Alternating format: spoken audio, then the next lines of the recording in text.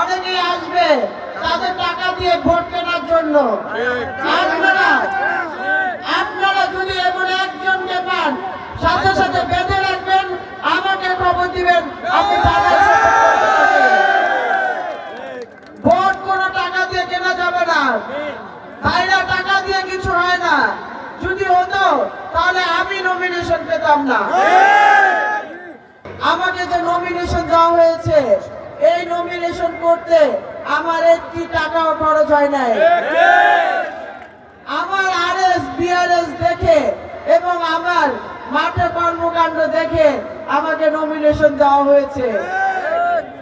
আমি মনে করি সৎ ও যোগ্য লোক যদি কাজ করে তাহলে সে বিফলে যায় না।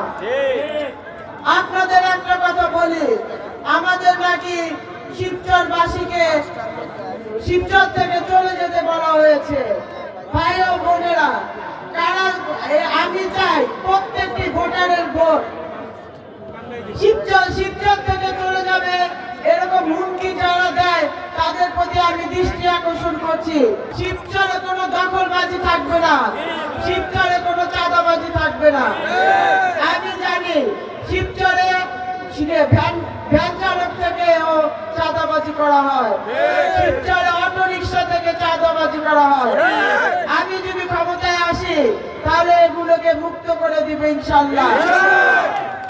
কোনো টাকা পয়সা লাগবে না, তারা নির্বিঘ্নে রিক্সা চালাবে, অটো রিক্সা চালাবে। ভাই ও বোনেরা, আপনারা জানেন ইনশাল্লাহ এবার বাংলাদেশ জাতীয়তাবাদী দল ক্ষমতায় আসবে। জাতীয়তাবাদী দল যদি ক্ষমতায় আসে আর আমরা যদি জাতীয়তাবাদী দলের এমপি দিতে না পারি, তাহলে আমরা আমাদের শিবচরের উন্নয়ন ব্যাহত হবে। শিবচরের উন্নয়নের স্বার্থে, আমাদের স্বার্থে, আপনাদের স্বার্থে আমরা সবাই ধানের শীষে ভোট দিব।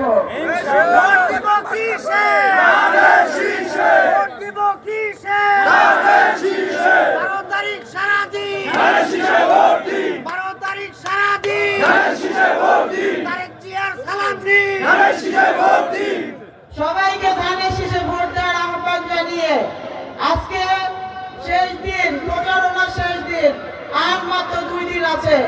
আপনারা আপনাদের মতো করে ভোট চাইতে পারবেন, কিন্তু কোনো প্রচারণা ছাড়া। আপনারা ভোট চাইবেন প্রত্যেকে। এই যে 2 দিন আছে, এই 2 দিনে যত পারেন চেষ্টা করবেন। ভাই ও বোনেরা, আরেকটি কথা বলে রাখি, সেটা হলো আপনারা প্রত্যেকে বাড়িঘর পাহারা দিবেন। আমি যদি জিতে যাই, আমাকে যদি জয়যুক্ত করেন আপনারা, আমি জয়যুক্ত হব না, আপনারা প্রত্যেকে জয়যুক্ত হবেন।